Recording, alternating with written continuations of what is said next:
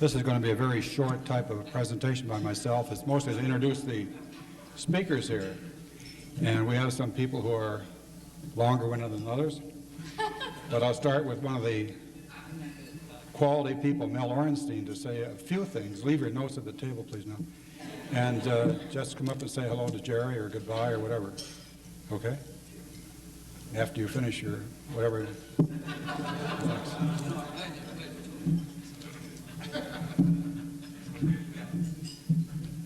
One thing nice about this is I'm glad Ed told me about all this. Thanks, Ed. You know, I look out here and I see a lot of people, well, most of the people in the law firm, and over the years I've told you so many of the stories that characterize my adventures and misadventures with Jerry and Mila and BC, and we've sort of traveled the globe over. I won't inflict upon you the pain of some of those stories again, but I remember that when we first started this travel, Jerry's first suggestion was maybe we should go to Bermuda. And I had some vague idea that Bermuda was out in the ocean someplace, out in the Atlantic. But we did, and when we got there, it was a lovely, lovely place, a great vacation. And I remember standing on one of those bluffs up there and looking out over the blue-green of the ocean and the white sands. And Jerry said to me, he said, you know, he said, we are going to have to create some memories. And he said, this is just going to be the first of many. And I said, yeah. Well, as it turned out, that was the first of many. And over the years, we created all kinds of memories. And of course, there has to come a time and a day when you enjoy memories. And I guess that's where we are. We are at a point now where we can enjoy all of the wonderful experiences that we had over all those years. And I guess I have this guy here to thank for all of this. I can thank him for a wonderful, wonderful career in a practice that has extended almost 40 years, and a friendship that extends back almost 43 years. And it's been just a wonderful ride. For two kids that came from, Minnehaha and Snelling and Dale and Ashland over in St. Paul, we sure have come a long ways. I am proud to be here. I just want to say I am not only proud to be a colleague and a partner and a friend of this person here, but I also want to thank him for all those years, for all that friendship, for all of the wonderful years in the partnership, and for just being a good friend.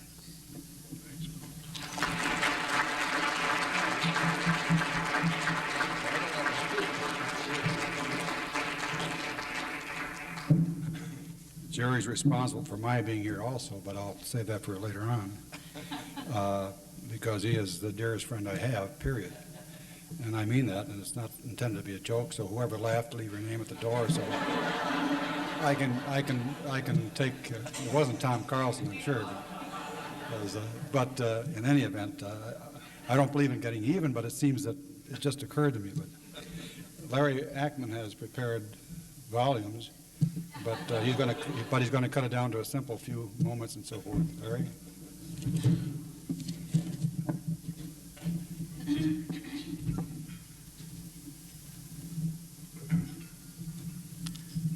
Jerry, this is a day of superlatives, indeed, and we are all pleased to be part of it. You and I have been partners for a major segment of my life, and it has been a distinct pleasure and meaningful in every way. It's always been wonderful to see your smiling face and your reception to give good counsel and participation in all that we do. We in the office have recognized the steadying hand that you've had on our partnership and good counsel, and we've all observed with pleasure, the recognition you've received in your practice. You Your standards are unexcelled, and you have been known as a lawyer's lawyer, but more than that, you've been known as a client's lawyer who really takes care of his the business of his clients. I know firsthand the impact that you've had on the lives of many and the firms, and I think we can all recognize that the remarkable benefit you've had in the lives of all of us at Lindquist and Vennum. A bit of philosophy, if you will. Let the house of retirement be bright and active, packed with what you need, a homely home, a good family, simple pleasures, friends worthy of the name, some challenging volunteer work. Incidentally, you don't need to build a synagogue or worry about airport noise. We've already got that in hand. You're going to have a dog or cat, enough to eat, enough to wear, and a little more than enough to drink, for that can be a dangerous thing. Finally, I go to that old canard called which says you can't live on bread alone. We, your colleagues, know that, so we have feasted on reflected pride in your accomplishments and your professional recognition and in the respect that you have brought to Lindquist and Vennum. But bread indeed. Our individual tables have been heaped with delicious morsels, and we have joyously consumed every crumb from the fees that you have generated. We are pleased to take part in this today.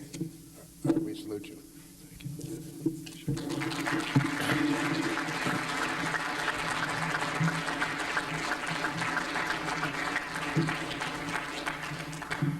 Jerry and I knew each other long before I came with what became Lindquist Magnuson and Glennon, but I wasn't present when Jerry had his job interview at the old Larson, Levenger, Lindquist, I guess Freeman and Fraser law firm, but I was told by those who were there that when he met Earl Larson, it was about a 20-minute period of silence, neither one being very big and heavy on the jokes and so forth, unless they were the right ones. But rather than have Judge Larson amplify on that particular meeting, he would just wave, Judge, because it was wave in and wave out, and that was about all he said.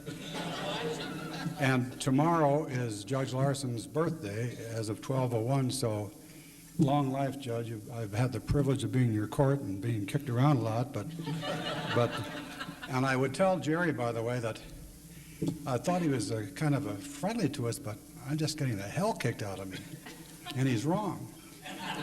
The message came back a couple weeks that says, tell Glennon that I always hurt the one I love. So, happy birthday, my dear judge friend.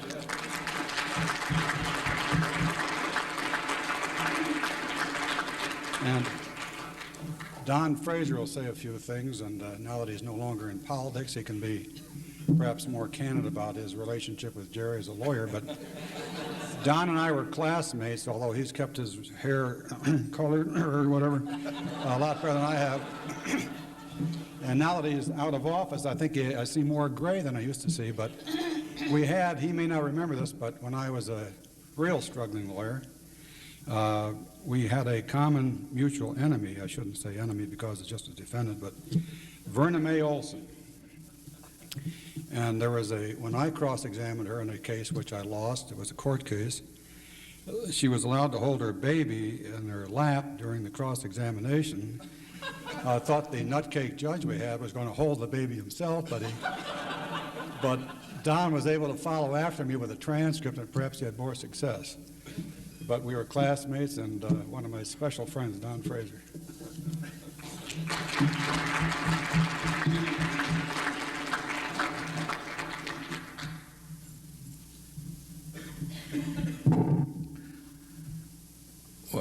This is an opportunity for Arvon and for me to kind of reconnect, because I've been in politics a long time and Arvon's been public affairs for a long time, and we're sort of both back home, and this is an opportunity to kind of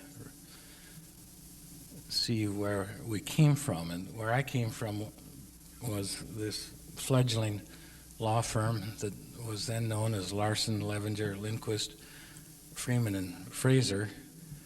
And I remember the first day I showed up, I got the end of one desk. I think there were a total of 4 lawyers, and it was a firm that at that time that was deeply involved in public issues and political office seeking. And then I think it was in 1954 the disaster struck, when 4 of the 5 partners got elected to public office. And I mention this partly because Jerry was one of the stabilizing influences and one of the people who kind of kept everything under control. And over the years, I've watched and seen that Jerry continued to do the things he did while he was with that very small group of lawyers. A very thoughtful, very insightful, very balanced, and a maturity that almost seemed to be in advance of his age, an ability to understand what was going on in the world and how to keep a law firm moving in a sensible and thoughtful direction. And I've always had a sense of debt to Jerry, because he was one of the people that enabled the law firm to be a kind of a launch pad for some of us who did seek public office. But beyond that, he had his own sense of public and social conscience. And he was always someone who thought not just about law and legal practice and clients, but thought about the community and the community good. I have when people retire, I am reminded of the story of P.T. Barnum, who had this fellow who was shot from a cannon in part of the Circus Act, and this fellow got shot out of the cannon day after day, and he finally got fed up with it, and he went to P.T. and he said, "Look," he said, "I'm really tired of being shot out of the cannon." And P.T. looked at him and said, "Well, what are you going to do?" And this fellow said, "Well, I'm going to quit." And P.T. said, "Well," he said, I hate to see you quit." He said, "I hate to lose a man of your caliber."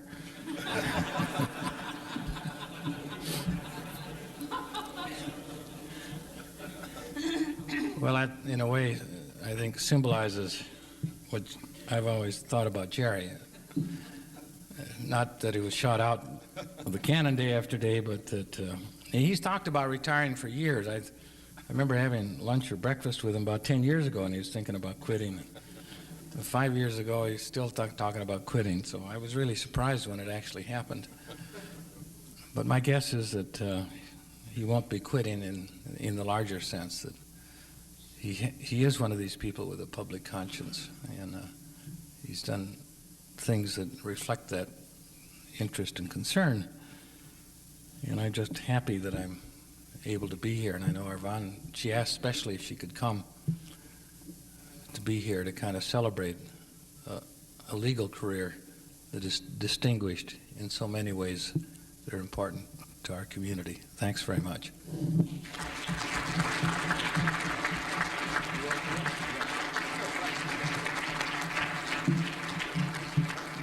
Since your name has been mentioned, you were one of my earlier political mentors. Would you stand up and say hello to people, Arvon?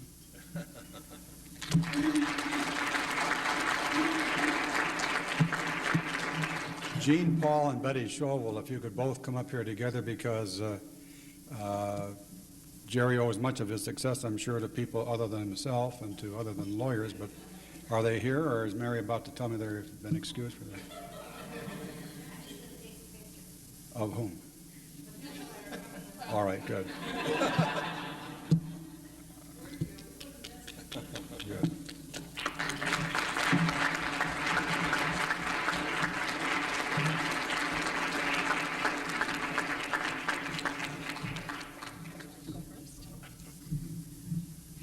This is almost an embarrassment for me to be talking in front of this distinguished group. I can talk to Jerry any day of the week, but Don Fraser and all these others.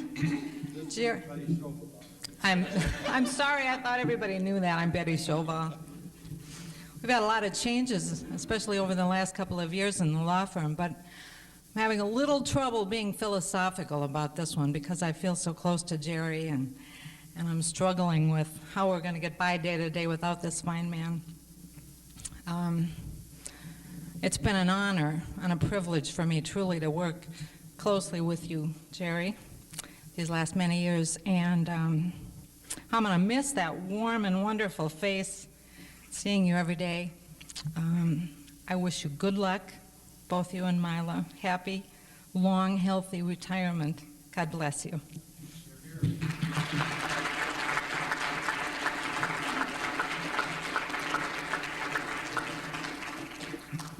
First of all, I'll begin by saying that I really wasn't keeping track, but it's been 25 years, 9 months, and approximately 21 days.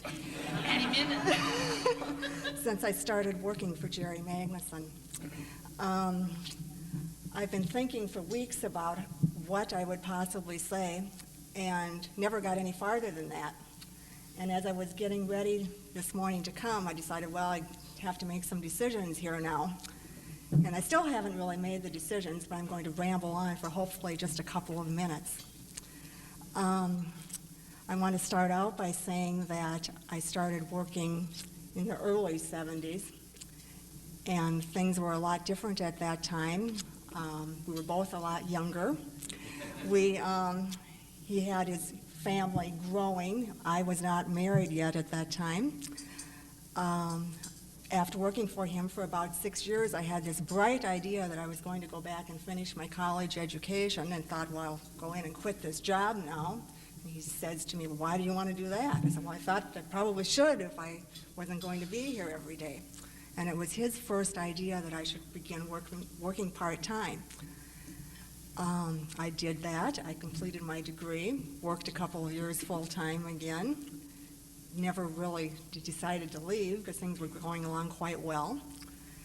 A while after that, I became pregnant, worked full-time through the pregnancy, and he said, well, now what? I said, well, I want some time off. Well, I'll take however long you want, and I was gone for about 16 months. Came back, worked, and I've been working part-time ever since. As Betty said, it's been a pleasure and an honor.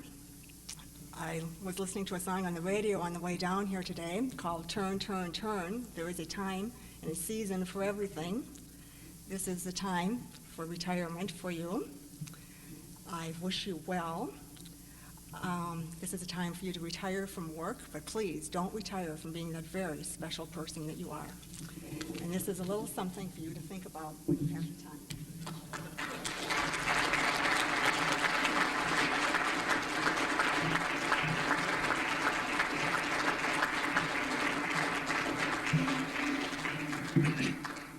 I'm a great believer in chance.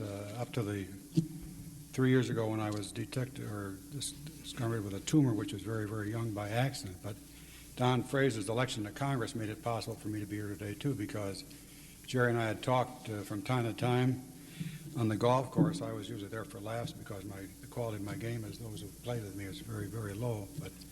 But Don was elected to Congress and needed somebody to try some cases. I'd been with the Sioux Line Law Department for 10 years and quite successful there, I guess. But came into the firm, and Jerry said, you probably won't make as much money there, but you'll be happier here, which was true. But I made more money, too, Jerry. But so in many ways, I have to thank Don for making it possible for them to hire me. Tom Garrett and I and Jerry have spent some time in the past in golfing, and I'll mention the special letter we got later on. But Tom would say a few words now, I suppose, and as not only a golfing partner and companion, but as a person who worked with Jerry for a long time and was probably recruited by Jerry to come with our law firm. Tom.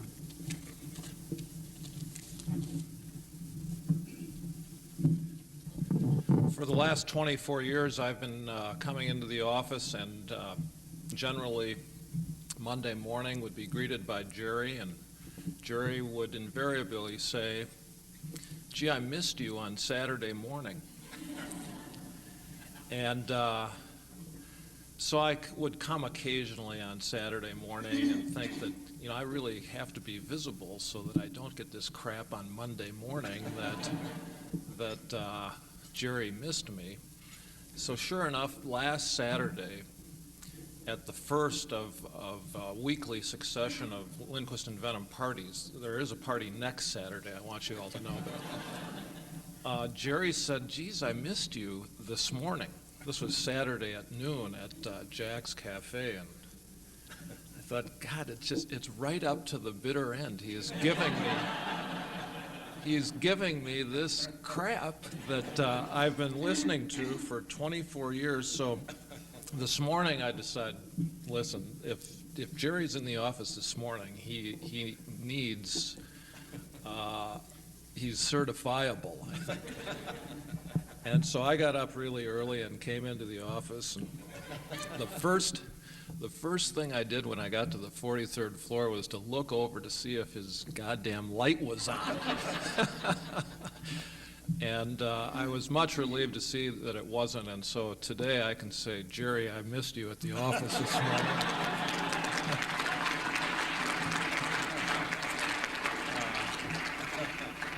And that's a first.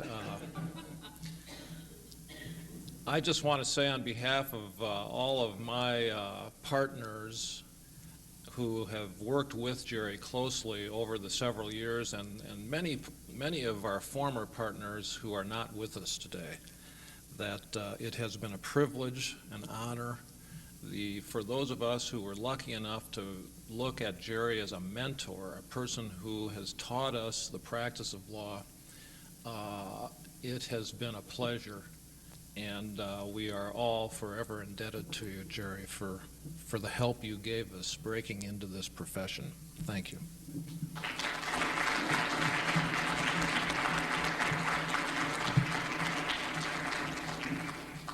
One of the disadvantages of our growth is that we don't see each other as often because we're on different floors.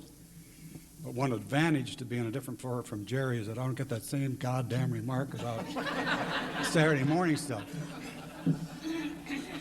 The only reason Jerry wasn't at the office today, this morning, this is in confidence, if you don't mind if I share it, is because knowing he was going to have this very rich lunch, he saw his proctologist first. Otherwise, he'd have been here.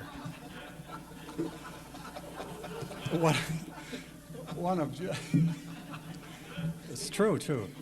One of Jerry's earliest and oldest friends is Jim Womack, who was one of the few clients, except Mr. Lindsay, who was a kind of a part-time client, but let's encourage it to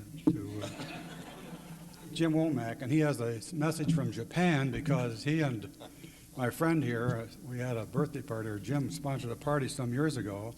Jerry and I are the same age, by the way, so you may not know this, but because Mila says that Jerry was 7 years old when he was born, so that makes us even. Jim Womack, could you say something in Japanese and bring your friend here to quote that? Would you help them out here because you did a little thing? Please. We're going to sing, John, can you give us a chord on the song I gave you? No, it goes, Jerry and I will do the words. A couple of comments before we sing. Standing here and listening to you, I've suddenly got the distinction of what is a client's lawyer and a lawyer's lawyer. I now figured it out. And it's a great honor to be the representative, the necessary client at this great occasion.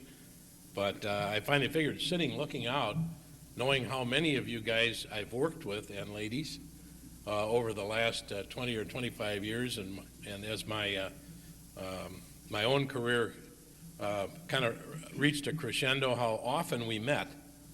And I wish to thank you for saving me on many occasions, but I now know what a lawyer's lawyer is by how many of you Jerry introduced me to, and I think that's what it really means, right? Share the client? I'd like to, two other things I observed, and one of them goes way back, and for those of you who might not be as old, once upon a time, that masthead down in the Midland Bank building all taught at the University of Minnesota. And I had a law professor who was sitting on my left over here, Judge Larson. And when he got all done, he smiled after a terrible final, and he said, "I hope the only thing I've taught you is to get a good lawyer." And so one Saturday, many, many years ago, I didn't have anything to do, and I needed a lawyer, and I walked down into the Midland Bank, walked in, and Mary said, "Well, the only guy not doing anything is a guy named Magnuson." And that got us into a relationship where he and I, along with Mel and Bitsy and their side travels, both achieved million-mile markers on at least one, if not two airlines. And you fly that many hours with somebody all over the world, turning him into an international lawyer from a local boy. You really get to know somebody pretty well. And it's a great honor to be here today to wish him well. And he and I are going to do a little telephone message. We learned how to talk on the phone in Japan, because the last of our travels took us all over the Far East trying to start things that we would then get paid to finish in some other year. You know, you buy it now and sell it in 2 years. But Mel reminded me, all of a sudden it dawned on me, this love relationship with Bermuda. And at one point we did a contract over in Germany. This probably is not known to many of you, and it only came clear to me about 10 minutes ago, that into that contract was written an arbitration clause that said if we started the discussion or argument, that it would be arbitrated in Bermuda, and we, Sheldall Company, would pay for their expenses. If they started the discussion, it would be on the French Riviera, and they would. Well, Jerry wrote that knowing I'd never keep my mouth shut, and so we had 2 great trips to Bermuda over that. And Jerry, the one thing we learned was how to talk on the telephone, right? Right. And the conversations in Japan go something like, "Mushi mushi, mushi mushi, and then if it's the other person calling, it goes, "Mushi mushi." And that's all we ever learned about Japan. Jerry, now I want to dedicate myself something. When I met this my buddy here, he was a single-digit handicap, and having flown all over the world with myself and the rest of his clients, and worked Saturday mornings, I've watched that handicap kind of get into an embarrassing range. So 5 years ago, I took early retirement in order to learn the game of golf, and I am now dedicating myself to driving it down into the low single digits. Jerry, good luck, and you've been a great friend. Thanks, Joe.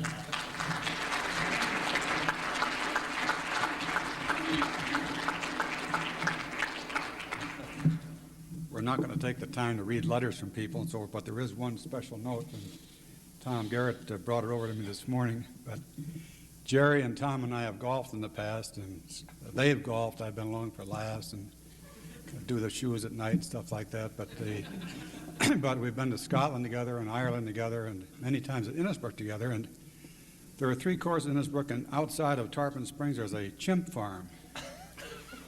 And I must say this, and I hope you'll be patient, Milo, because the only time I've ever seen Jerry compromise is not morals exactly, but an interest in some other, a person of the opposite sex, is at Innisbrook, because as there's one course, if the wind is the right way, the chimp farm will get the scent of the golfers.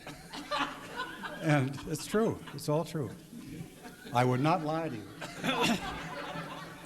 And Tom and I first noticed this kind of rather raucous sound, and when we'd be over on one side of the fairway looking for my ball, Jerry would be, of course, down the middle or something like that. And so we finally found out what it was. It was a chimp. Her name is Effie.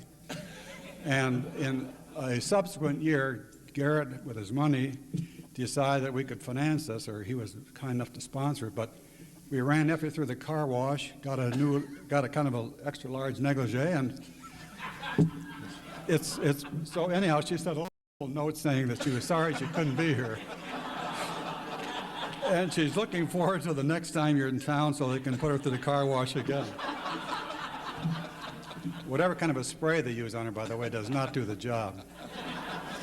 And speaking of that, doing the job, when I was with the Sioux Line, I was getting kind of, I used to be active politically there, and they finally decided that I should pay more attention to the law and less activity in politics and so forth. And I met Jerry at a dinner. He said, "How are things?" I said, "They're expletive deleted."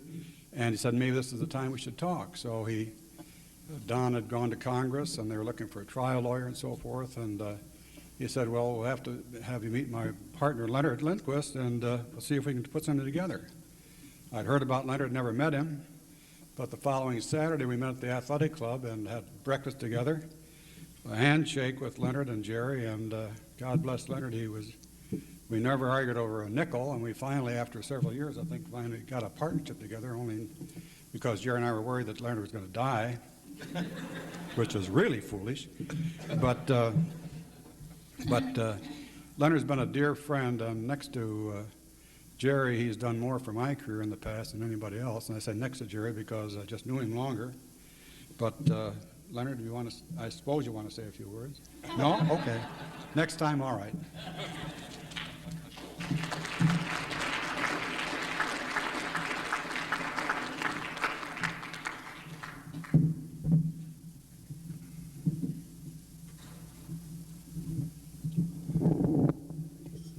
I believe it was in 1954. Freeman had just been elected governor. Fraser, I think, was going to the state senate, and I was going to the House of Representatives and here in the state. And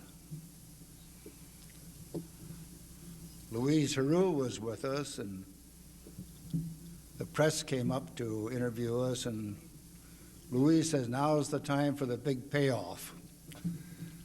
And that was the time that Jerry came with the law firm. When I was first introduced to him, he looked like a Republican. And we certainly needed some Republicans around there. We had nothing but Democrats, and I was all in favor of having Jerry join the law firm. And what some kind of a blessing that came to us, because Freeman, of course, went on in public life, so did Fraser, so did Judge Larson, so did Levenger. And Jerry took over the business of the law firm, running the law firm. No one else was there to do it. Jerry had to do it. I was certainly not an administrator. And over those many years, he kept the law firm steady as she goes. And that's 40 years. In all that time, I don't think Jerry and I have ever had any kind of cross comments, any kind of antagonism, any kind of confrontation. He's given me fatherly advice once in a while, and as we exchanged greetings, but what a joy it's been in 40 years, David. And also, Jerry, as I understand it, will still be with us. He'll still have an office with us, and he'll still counsel. I'm very, very grateful for that also. Jerry is like, I guess he's closer to me than anyone else in this world except Larson, Judge Larson.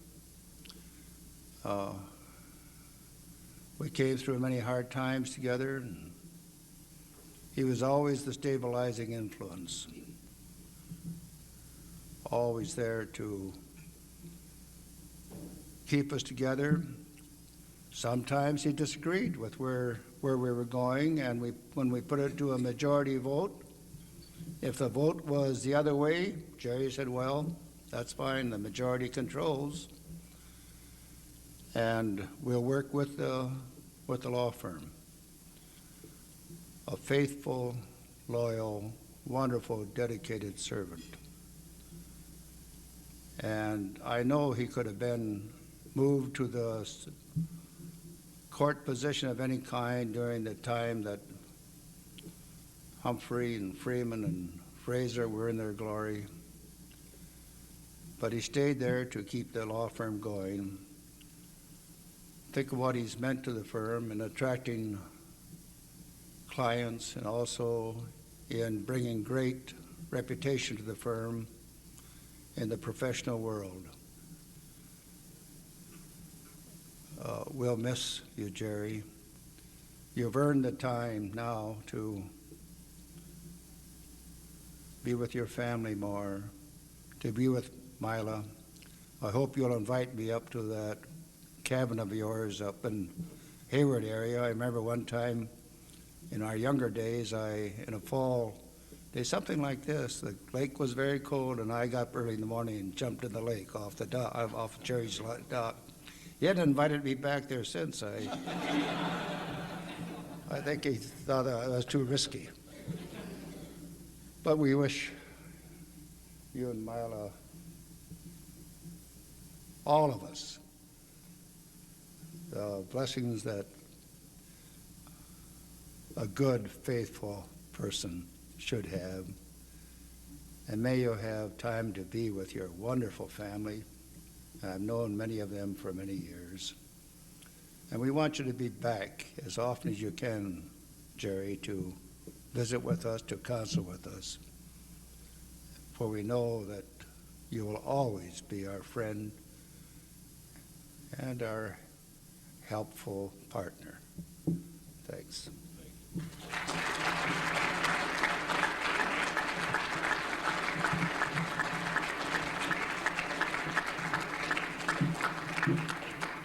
We'll ask Jerry to comment on some things later on, but Mary, the Joy Girls, is this time for not the full chorus line from the party, but the select group who have a couple of songs.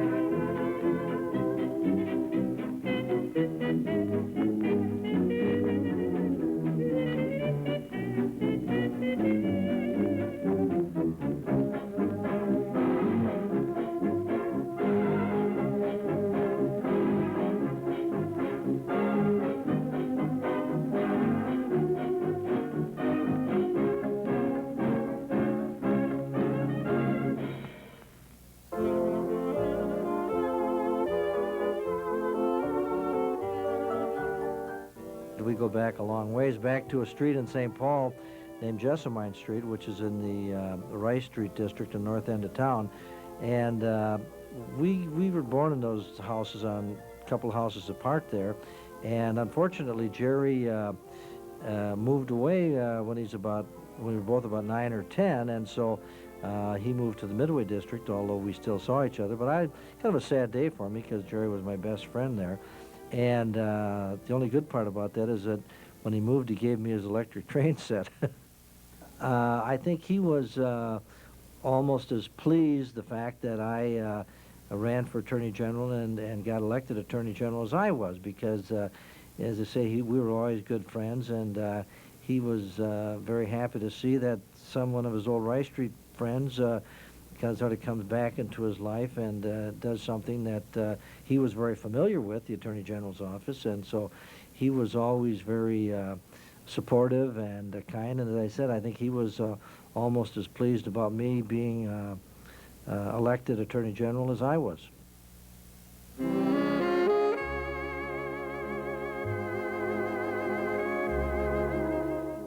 We met in 1946 at 15 years old.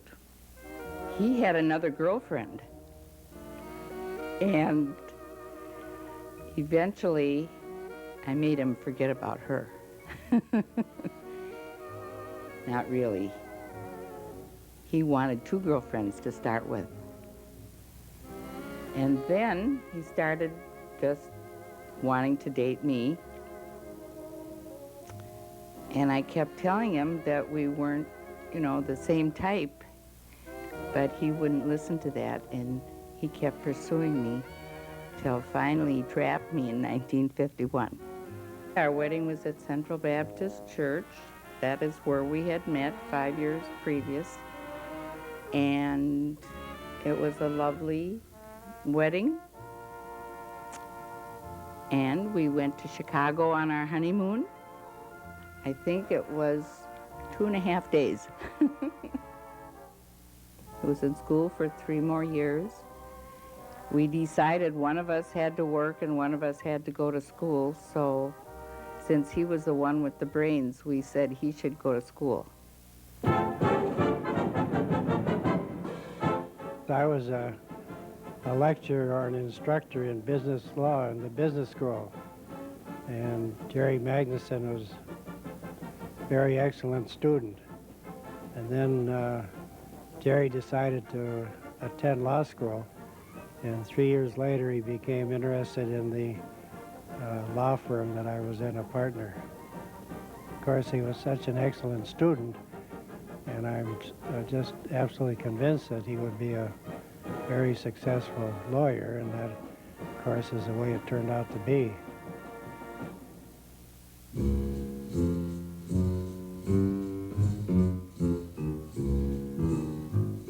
It was the first day of law school, and I think in particular we had been in Riesenfeld's class, who was, his style was to really harass the kids.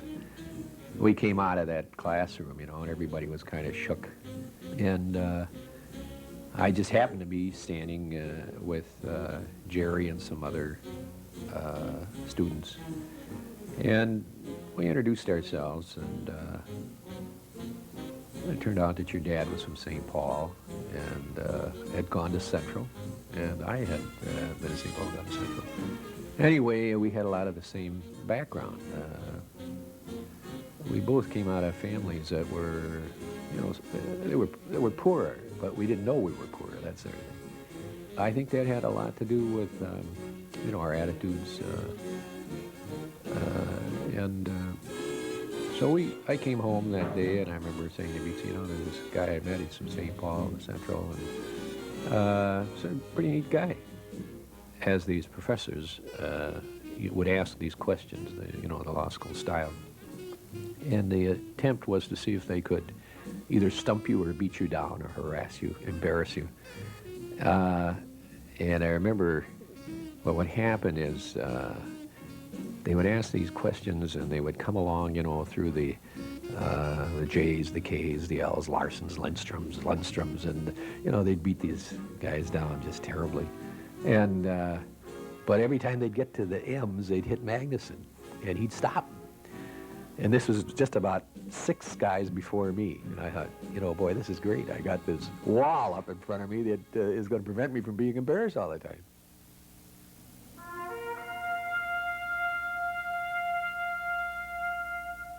The founding members were really Larson, Levenger, and Lindquist. And then Orville Freeman joined them a little bit later, and then I came along after that. Jerry joined the firm a few years later, in 1954, and from that point forward, the firm continued to expand, although it was in the fall of 1954 that 3 of us in the firm got elected to public office, and that created something of a challenge to the people who continued to carry the load of the firm. When he came, it was clear quite quickly that he was an extraordinarily competent young lawyer who was very thorough, very careful, and really a very easy person to work with. He was a real addition and added a lot to the firm because not only his legal talents, but also he had a kind of maturity of judgment, which I thought was a little unusual for such a young lawyer, but he really always was thinking and thinking carefully. And that turned out to be important to the future of the firm.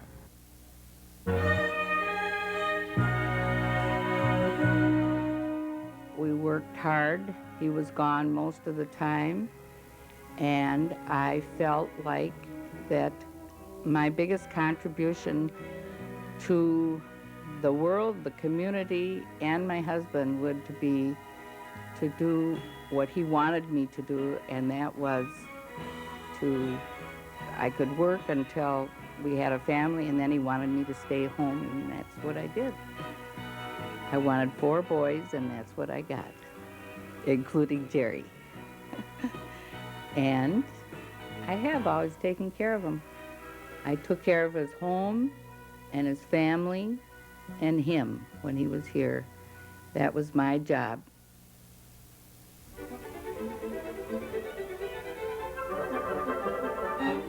Jerry Magnuson and I got together over the acquisition of a plant in Rhode Island for the Sheldall Company in 1964. I always kid him that he is was just a local guy until we got together. And he and I have done contracts with his help. Mostly he did the contracts, virtually all over the world.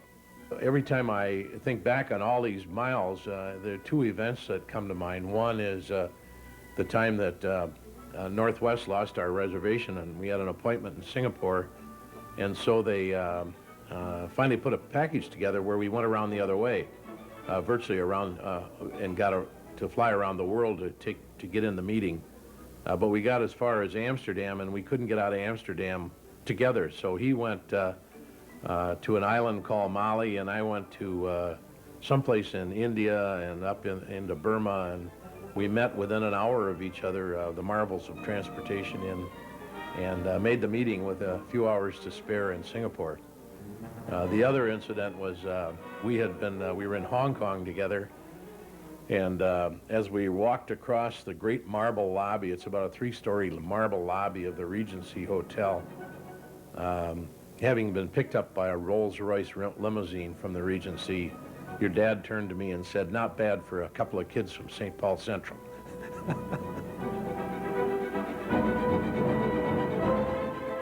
Jerry and I are as close, possibly, as blood brothers could be.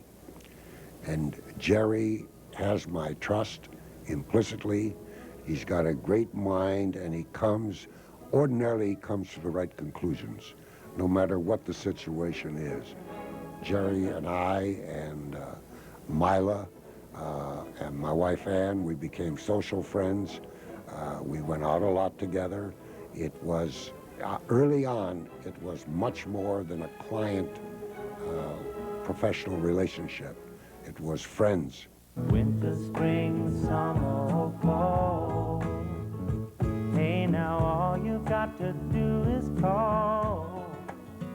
Lord, I'll be there, yes I will. got a friend. You got a friend, yeah. Ain't it good to know you got a friend? Ain't it good to know you got a friend? Oh yeah, yeah, you've got a friend.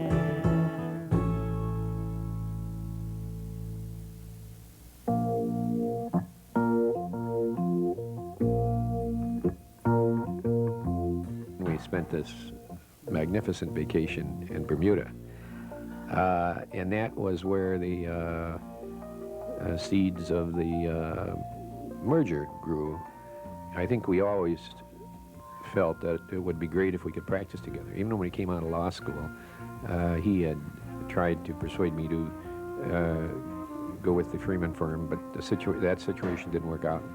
And anyway, at that time, we thought it would be worth trying. So we were sitting on the beach in Bermuda and decided we'd try to figure out how to put the names together, and we scratched them in the sand and scrubbed them out and scratched them in again and finally got it put together.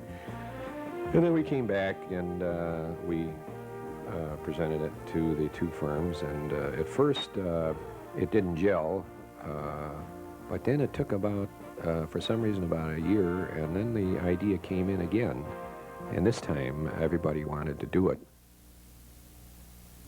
Oh, Mr. Magnuson, oh, Mr. Magnuson, 20 years ago this law firm came to be.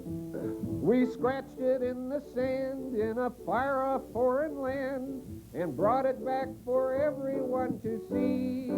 Mr. Ornstein, oh, Mr. Ornstein, remember how we named it L&B? Partners chose the name, but the money is the game.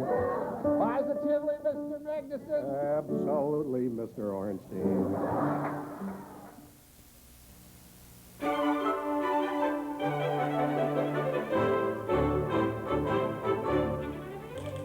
Well, Jerry Magnuson called me at home, and it was on a Saturday, and my husband and I were still sleeping. And he asked me to be the Lindquist, Magnuson, and Glennon permanent part-time switchboard operator. And so I started working, and I worked every Wednesday. And this was the beginning of a long-standing friendship that has lasted 33 years. I feel that we're very, very good friends. I value his friendship. I guess he's been a mentor and has taught me a lot. I think he's going to really enjoy his retirement, and I think he deserves it. He's worked hard. I always remember his worry beads he used to have on his desk. And now he isn't going to have any more worry beads. He can go out and do fun things, and he and Mila can enjoy the rest of their lives. Well, he always tells a story about selling newspapers at the street corner by his boyhood home in St. Paul at something like age 11 years old and being on his own from such a young age. And I just don't think he knows any differently. It's just part of his blood from being a young child, and it's just the way he's been all the way through his career. In the beginning, he was very ambitious and was just a very driven person, wanted to work, you know, real hard. And I think things got easier as time went on in the sense that things just came more automatic and things weren't as stressful just in the normal everyday sense, that he'd go out and work hard with the clients, but when he'd come back to the office, he'd relax a little more. Competency, I think, was a real strong point with him, and wanted to convey to his clients that he was a real professional. I think to some extent he's still going to be dependent on each other for some time to come yet, I believe. I think that there will be, along with a professional relationship, there will still be the friendship that we've developed over the years, and I think there will still be a fair amount of contact between us.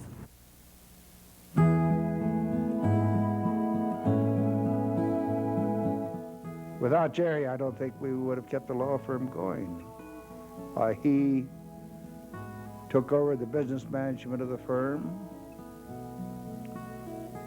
and the carrying out of the vision that we had. He was able to take over the work as general counsel for the many companies that got started during the time that Jerry was with us, and he kept him in the law firm, without which, of course, we wouldn't have had a firm. Also, he attracted other great members of the firm, Ed Glennon and those who came with him. In a way, I think of Jerry as being the captain of a ship at sea, and it was through his leadership that the law firm's progress remained steady as she goes. The legal community recognizes Jerry as a lawyer's lawyer, respected highly by the law school, respected by his peers.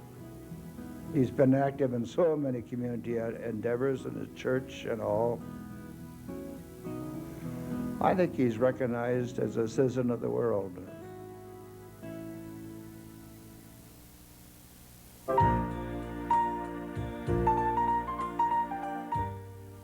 He has definitely decided that he wants to move on. He'll never retire. He'll do the work that he wants to do when he wants to do it, at home or down in Florida or up at the lake. So I think he feels it's time, it's okay for him to leave, and that there are many adequate, brilliant people that can take over for him. But I think he will very much enjoy it. He's looking very eagerly to it, and I sure am too. We met and got married, and I had 3 kids, and I haven't seen him since. So I'm looking forward to maybe he'll court me again. I am really expecting to be able to be more and more involved with my grandchildren.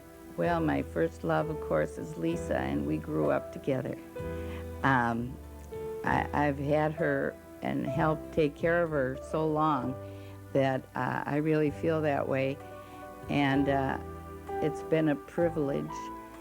And then, of course, it's Zach and Cole out in San Francisco, and we go out there every 2 months to spend time with them, and I think it's terrible that the parents think that those kids are theirs.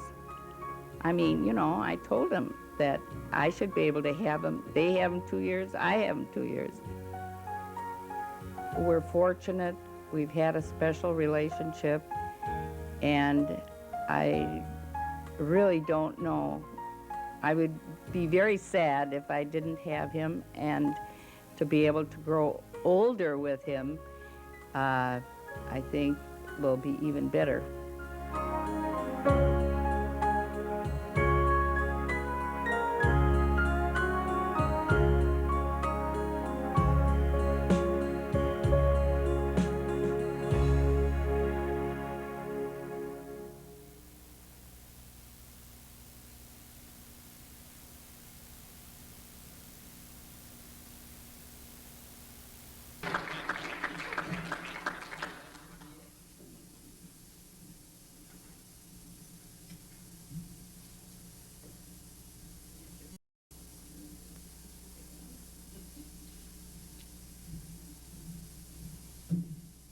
Shaughnessy or Harris Shaughnessy, whatever, just gave me further instructions. I'm not a child, you know, Mary.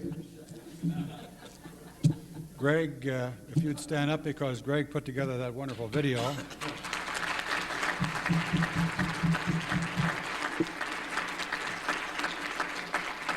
Greg and I have the same birthday, right?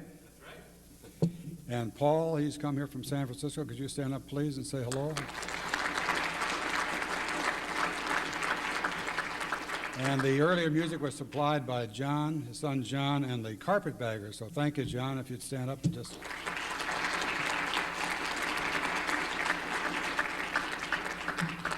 You will be called upon to speak in appropriate time when I decide that, but this week? Here is this is a video given to you. I can present that to you, but if you think I'm going to hurt myself by giving you the other two, you're crazy. So maybe Tom Garrick and Drag goes over and so forth, somebody who is younger and healthier and so forth. But they are 2 gifts from the firm to you, and with our gratitude. Hardly appropriate, but still. And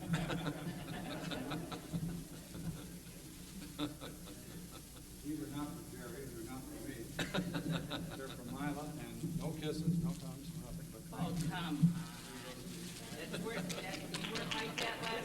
You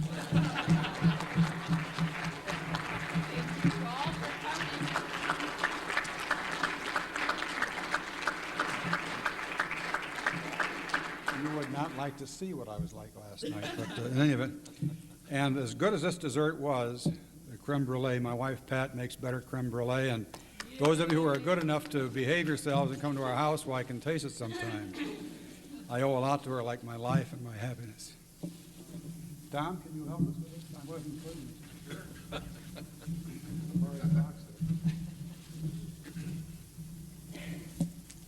Right this way, Tom.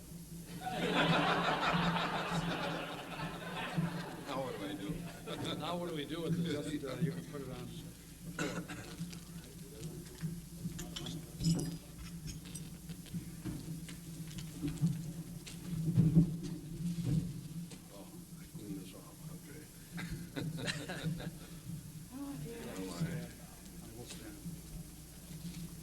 These are due, you can open them here, I suppose, if you wish, but you can do it later on. I think it's not going to be embarrassing either.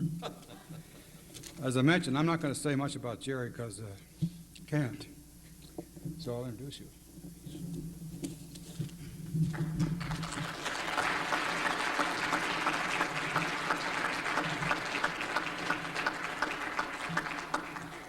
I suppose I better open this up so you can all see with me what all this is. Oh, I'm sorry. Every time Mary gets me going in the right direction. This is the attachment, I bet. I thought it was instructions. Instructions, yeah.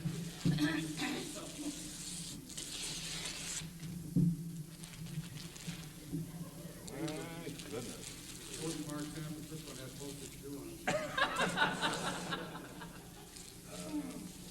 Let me just try to open this up. Is this really the right box? It's the right box. Well, I won't open it up, but I'm going to tell you, it's one of the new small satellite receivers to pick up TV, which is going to be really exciting. And Mila, I know you'll figure out how to install it.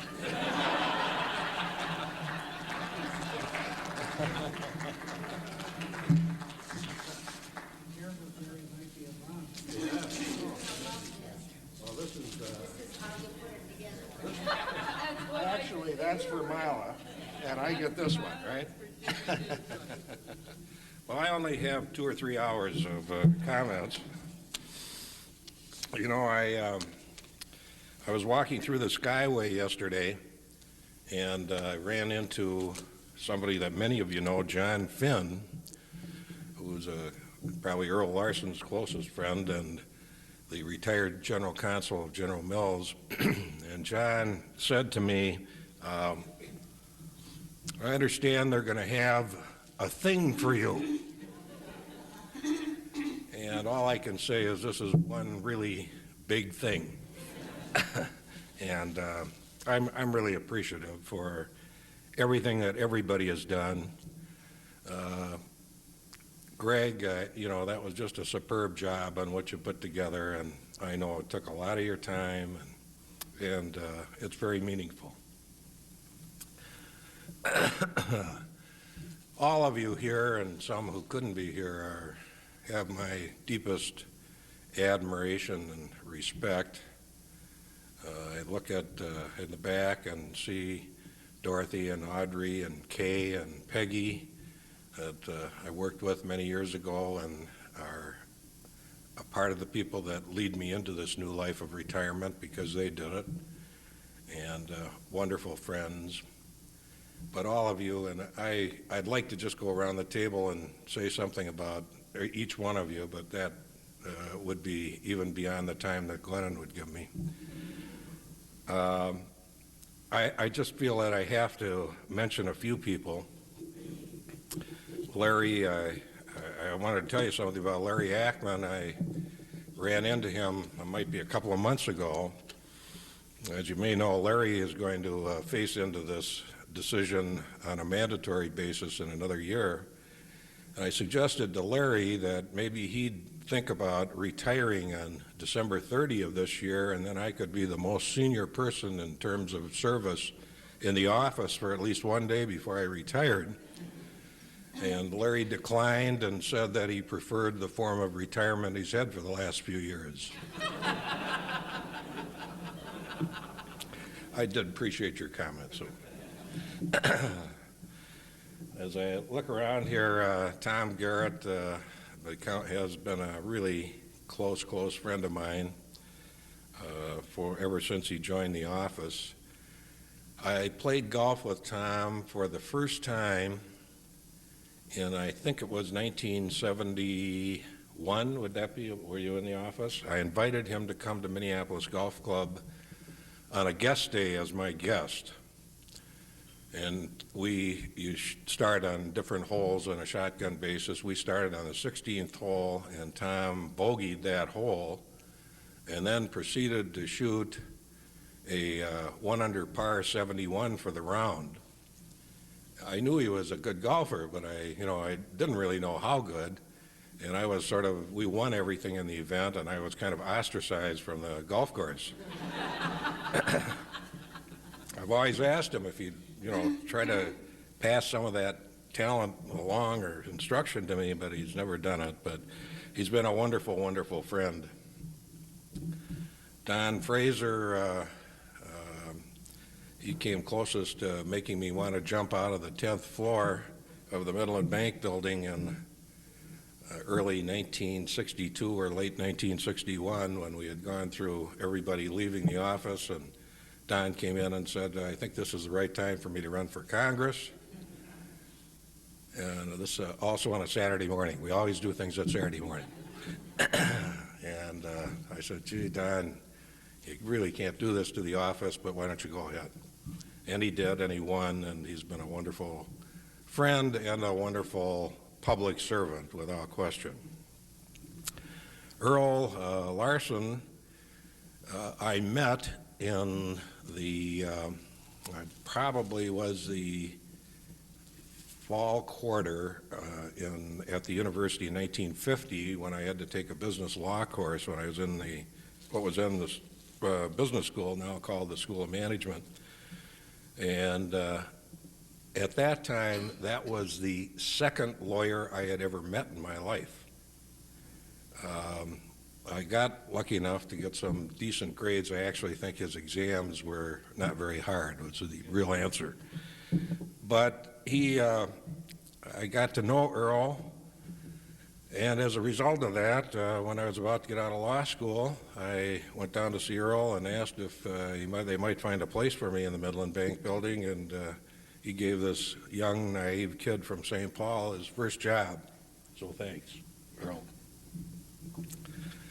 I guess I'll go to my buddy Jim Womack. I don't think I should tell the stories I could when it comes to Jim, but this I will say, he's just been a wonderful, wonderful friend of mine. And if you could now, like they do with the CAMCADs and their designing thing, if you could sit down your computer and design what is the perfect client, it would be Jim Womack.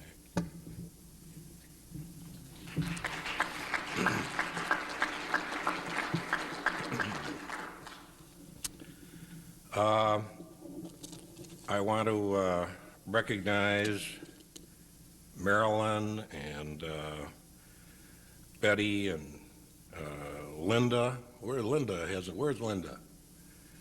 Stand up, Linda. For many years, we relied on Mary to be really the heart of the firm when you walk in the door. And a few years ago, Linda came in and took over that post in a way we didn't think anybody ever could, Linda. And we're great. She's the first smile you see, and it's always a smile.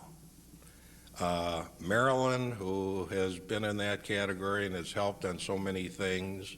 All of the Joy girls, thanks a lot.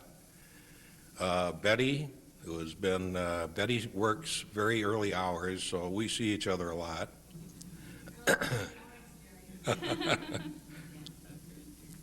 And she's always been helpful and smiling and so forth.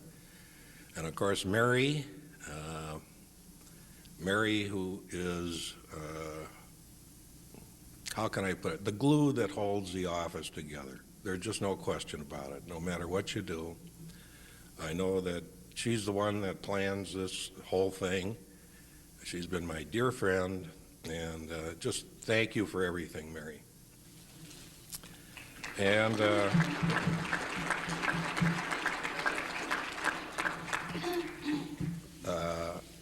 Jean, if you can imagine having to endure me for almost 26 years, and it's proven by her calculation of how long it's been, but she's been absolutely invaluable to me. Only problem you have when it gets that long is that she dictates to me just like Mila does. But she's been a wonderful, wonderful help and a wonderful friend, and it's been great for me to watch this as she worked as a young girl and then went back to the university and got married, had this daughter she mentioned who incidentally is now 15 and is just a leader in her school and a beautiful girl and just an outstanding person, and in large part because she's got an outstanding mother. So thanks, Jean.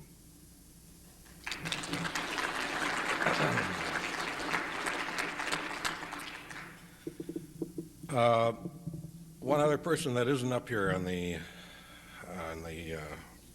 day, or whatever we call this, that I want to mention is Bill Fox.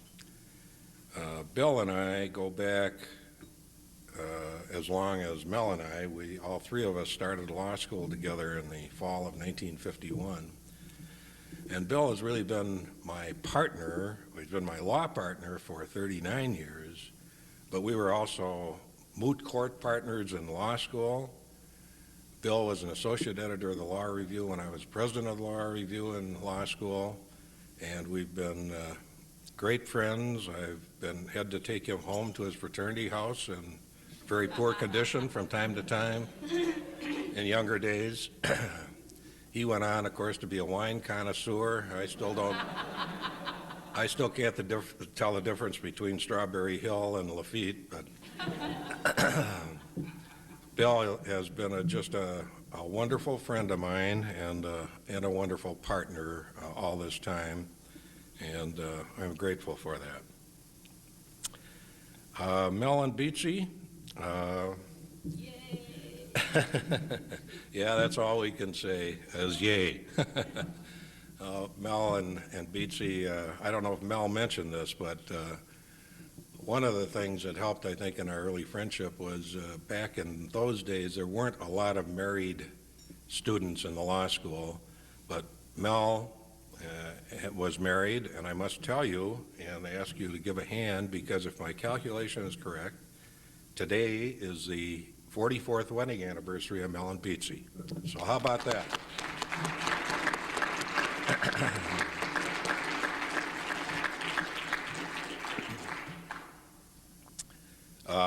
Mile and I were also married, and early on we got into some of these law school parties, and it turned out that the two girls that sat over in the corner, because they were married people while we were being raucous, were Mile and Beatsy. And then, of course, we, in a short period of time after we got out of law school, we ended up living in the same block, and our families grew up together, and it's been a wonderful, long journey. And the highlight of my life was when we did have the merger and I could have Mel as a partner. Leonard abandoned this in favor of the satellite dish.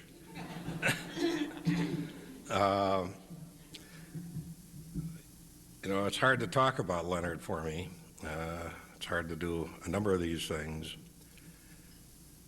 I was still a pretty young and certainly not very sophisticated person in 1961 when Earl, who had run the law firm out of his top right drawer and nobody knew anything about anything, decided to accept the appointment to the federal court.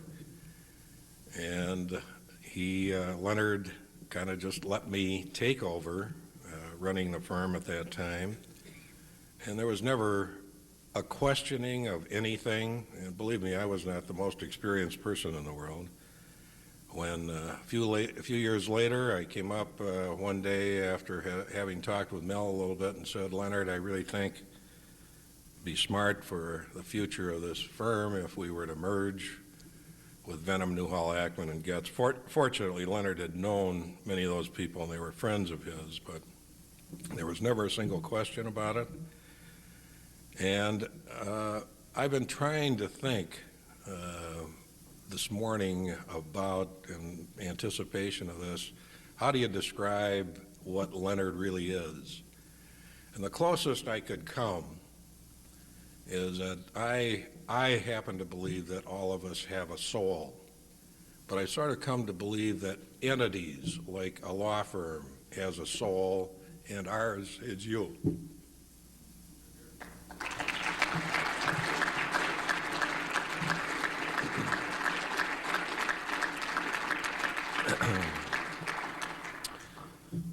Ed was kind enough to introduce Greg and Paul and John, but if I can, please, I'd like their significant others and whatever to also stand and be introduced. And first, Linda Magnuson, Greg's wife. Stand up, please.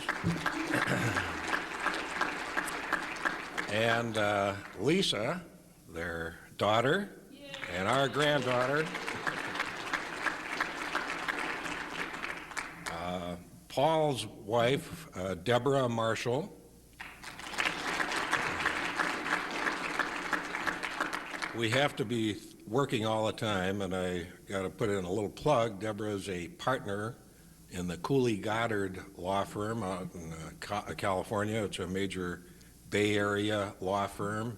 She happens to be in their Palo Alto office, and she'll gladly accept any kind of referrals that any of you have to pass along.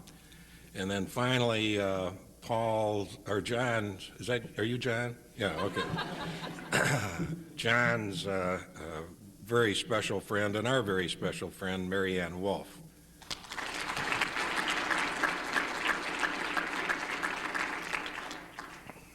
I've saved the best for last as far as acknowledging people, and my dear wife, Mila. I guess about all I can do is echo what she said on the video. There's no way, to the extent that I've accomplished anything, there's no way I could have done it without her.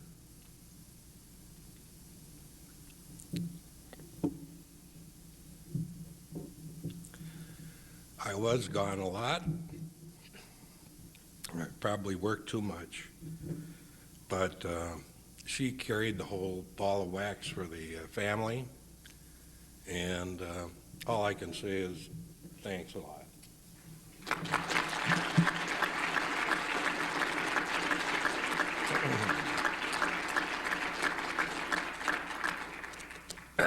I want to say just a couple other things, and then I'll quit so that everybody can go home to their next party, this being the time of the year that it is. First of all, I appreciate all the nice things that have been said today. I'll follow the proper course and not believe all of them.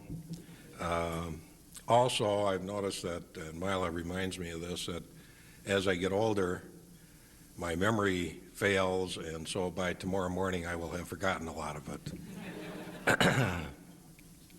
But I do appreciate it. There are many, many nice things said and done, and I'm very grateful. As I stand here, all I can tell you is that I feel very, very fortunate, not only with the wonderful family that I've been blessed with, and the people that they've chosen to be their partners, which is really the thing that's most important to me. But I also feel very fortunate for a number of reasons. I've been healthy enough to practice for 40 years without any really serious health problems. I've had an opportunity to work with a wonderful group of very talented and very nice people, and lawyers and staff as well. Could not have been better. I've had a law practice that involved me with many, many wonderful people like Jim and many others. And it's involved interesting challenges all the time for me. And it's involved travel to a lot of very fascinating places. I feel fortunate that I've been a part of growing what was a pretty small law firm into what I think is one of the major law firms in this state, and which I believe is a very well-respected and law firm, both in the legal community and in the community in general. And besides all of that, I've really been able to earn a pretty darn nice income. So what more could one ask for? I really haven't talked to Larry and Norm about this at much length, but I know, because of the kind of people they are, that when they, with Tom Vennum, started their law firm, part of their vision was to provide a real service to people. I do know from talking with people like Earl and Leonard and Lee Levenger, who incidentally sent me a very nice letter, that when they started that firm, which I joined, it was with a very distinct intention that it would be a law firm practicing good law, but providing a place from which people could go on to full-time public service, and that, of course, happened. And you know, when Mel and I were talking about the merger that would create Lindquist and Vennum, we had a vision too. I'm not sure how carefully or adequately we stated it. One thing that the vision was not was that if we did this, we could make a lot of more money. That really was not a motivating factor at all. What we had as a vision was that if we could do this, and if we could create a major law firm, we'd be in a position to provide better legal service to our clients in the community, and at the same time have time available to devote to good causes. And I really think that the firm has stayed that course, and that I'm very proud of. And I just say, now that I'm going to go to my last partners meeting on Wednesday next, to the rest of you, this firm has a wonderful future so long as the number one objective and goal is to provide service to others, because that's what our profession is about.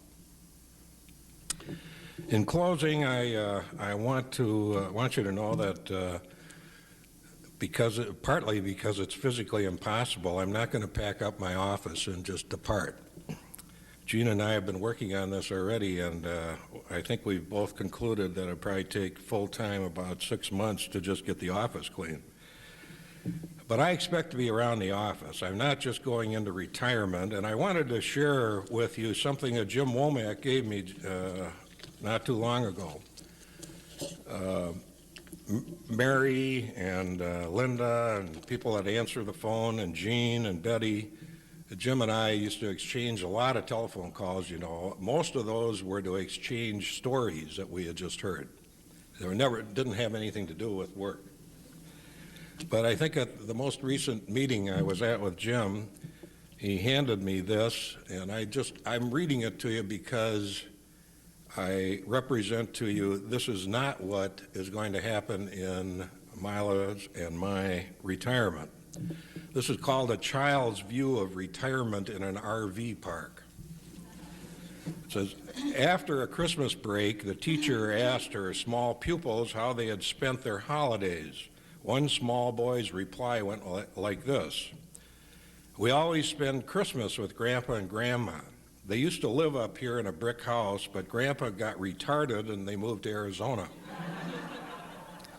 They live in a place with a lot of retarded people. They live in huts. They ride big three-wheel tricycles. They go to a big building they call a wrecked hall. But if it is wrecked, it is fixed now.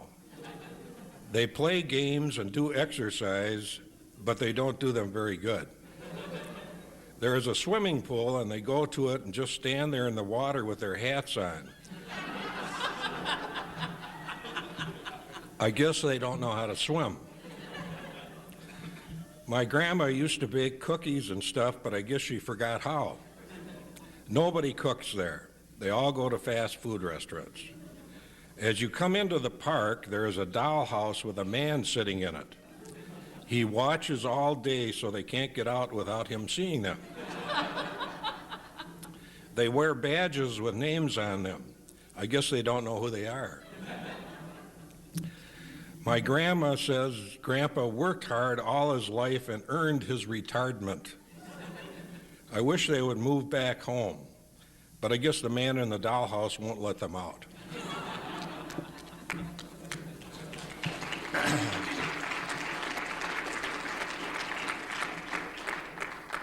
Finally, I just want to say thank you to everybody for today. I know a lot of people did a lot of work, and I thank you all for coming, and I thank everybody for the past wonderful 40 years. Thanks a lot.